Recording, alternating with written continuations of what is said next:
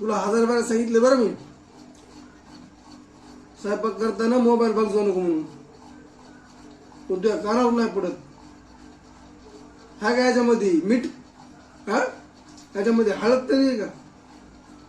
अगं तिखट पण लागणार झालं नाही. निवळ 5 झर बनवलेस म्हणून असं वाटलं मी पाणी खायला लागलोय. पाणीच खायला.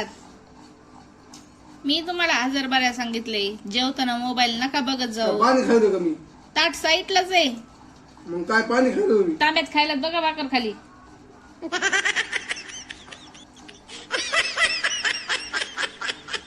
ठेवा साईडला ते मोबाईल.